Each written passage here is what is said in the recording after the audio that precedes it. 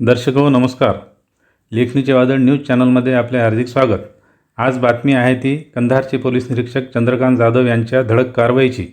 प्राप्त माहितीनुसार पेठवडजवळील मंगनाळी येथील एका शेतात मोठ्या प्रमाणात जुगार खेळला जात असल्याच्या गुप्त माहितीवरून जिल्हा पोलीस अधीक्षक IPS अविनाश कुमार यांच्या आदेशानुसार व अप्पर पोलीस अधीक्षक सूरज गुरव तसेच कंधारच्या उपविभागीय पोलीस अधिकारी डॉक्टर अश्विनी जगताप यांच्या मार्गदर्शनाखाली कंधारचे पोलीस निरीक्षक चंद्रकांत जाधव यांच्या सूचनेनुसार कंधारचे पोलीस उपनिरीक्षक Shri Appa Sanap, Shrimati Pimparkhede, police head constable Devidas Gite Pahilwan, Sunil Sakhare, police constable Ankush Pawar, Ganpat Kendre, Dhondiba Nagargoje या पथकाने सापळा लावून साधा वेश परिधान करून जवळपास 1 किलोमीटर पायी चालत जाऊन मंगनाळी येथील एका शेतात अचानक धाड टाकली.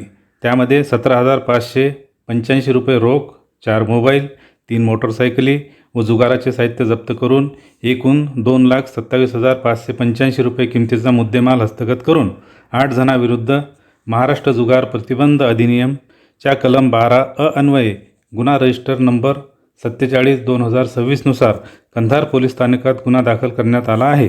कंधार पोलिसांनी व या कारवाईतील पोलीस पथकाने केलेल्या उत्कृष्ट कारवाईबद्दल जिल्हा पोलीस अधीक्षक IPS अविनाश कुमार यांनी कंधारचे पोलीस निरीक्षक चंद्रकांत जाधव यांच्यासह पथकातील सर्व पोलीस अधिकारी व कर्मचारी यांचे कौतुक करून त्या सर्वांचे अभिनंदन केले आहे.